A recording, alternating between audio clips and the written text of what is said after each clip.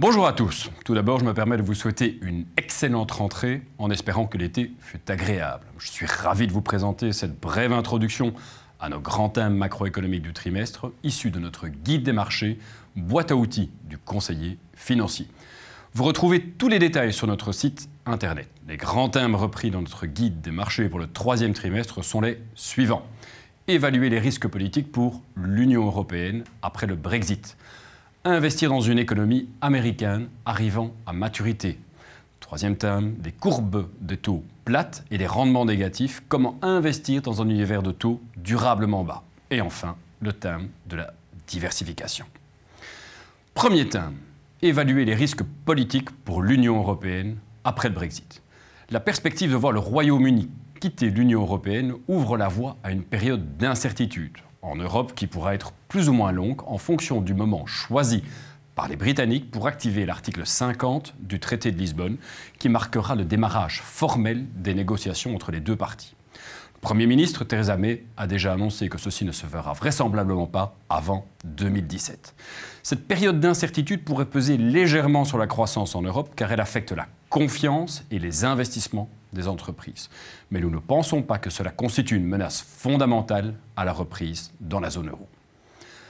D'un point de vue politique, le vote sur le Brexit pourrait renforcer les partis eurosceptiques en Europe et ainsi ralentir le rythme des réformes nécessaires à la croissance européenne. Il faudra néanmoins du temps pour réévaluer le degré de contagion et les premiers signaux renvoyés par l'élection espagnole montrent qu'il ne faut pas dramatiser. Cette incertitude pourrait induire une volatilité accrue en Europe au cours des 12 prochains mois. Mais il existe toujours des raisons de rester exposé aux actions européennes, notamment des fondamentaux économiques qui continuent à s'améliorer, mais également des dividendes qui demeurent élevés. Le rendement du dividende des actions européennes est de 3,7% à fin juin 2016. Qui dit mieux dans cet environnement de taux bas? Parlons d'ailleurs des marchés obligataires européens, où le crédit investment grade européen devrait continuer à profiter du programme d'achat de la BCE initié au mois de juin. En résumé, le Brexit ouvre une période d'incertitude et de volatilité en Europe, mais cela ne devrait pas empêcher certaines classes d'actifs ou secteurs de tirer leur épingle du jeu. Passons maintenant au second thème, investir dans une économie américaine arrivant à maturité.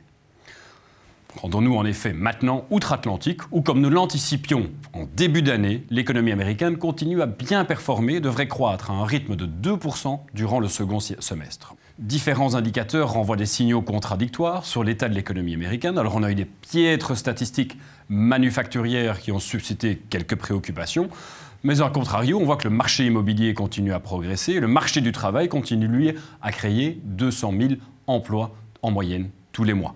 Dans ce contexte, et bien que nous restons convaincus qu'une récession ne soit pas à l'ordre du jour à court terme, nous estimons qu'il commence à être temps de mettre l'accent sur des stratégies capables de surperformer le marché lorsqu'une récession finira par se matérialiser.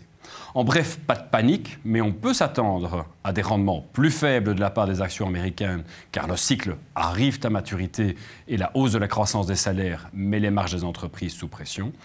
De ce fait, on mettra l'accent sur des opportunités de rendement identifiées plutôt que de tabler sur une appréciation globale du S&P 500. On songera également à se mettre en quête de fonds en actions américaines qui affichent des surperformances avérées dans les périodes de soubresaut des marchés. Enfin, on peut envisager de compléter les positions en actions américaines par des stratégies alternatives visant à exploiter une partie du potentiel haussier tout en ayant la capacité de limiter les baisses si une récession se matérialise. Passons maintenant au troisième thème, des courbes de taux plates et des rendements négatifs. Comment investir dans un univers de taux durablement plus bas? Élargissons en effet à présent le spectre au niveau mondial. Force est de constater que la faible croissance mondiale combinée à la sortie de la crise financière mondiale ont tiré les rendements obligataires vers le bas. À titre d'illustration, on estime que 1/3 des obligations d'État mondiales offrent aujourd'hui un rendement négatif. Dans le même temps, nombreuses sont les banques centrales qui ont choisi de pousser les taux directeurs en territoire négatif pour encourager la reprise économique. Le résultat, des courbes de rendement plates, partiellement négatives, compliquant l'investissement obligataire. Avec un rendement disponible si faible pour les obligations gouvernementales traditionnelles et le risque de vente toujours présent, voici quelques options disponibles en matière d'ancrage des portefeuilles. Tout d'abord, des stratégies de type sans contrainte, Il existe des pays dans le monde développé des rendements d'État qui sont supérieurs à ce qu'ils sont en Europe. Permettre à un gérant de fonds de gérer un mandat sans contrainte géographique peut contribuer à générer un rendement supérieur. Des fonds obligataires de type long-short. Ces fonds cherchent à dégager des rendements relativement stables et supérieurs aux liquidités. Leurs flux de rendement ne sont souvent pas corrélés avec les obligations de base et offrent une stabilité lorsque les marchés traversent des phases de turbulence. Terminons comme chaque trimestre avec les performances des principales classes d'actifs. Dans ce contexte incertain et volatile, il est plus important que jamais que les investisseurs adoptent une approche sélective et une bonne diversification de leur portefeuille, c'est-à-dire une diversification globale.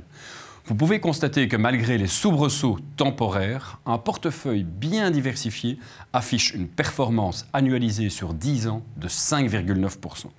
Si l'on se penche sur le second trimestre, marqué par des risques monétaires, politiques et économiques, la performance est de 5,3%. En attendant de vous retrouver au prochain trimestre, je vous souhaite une bonne rentrée et vous donne rendez-vous fin septembre à Patrimonia. Au revoir.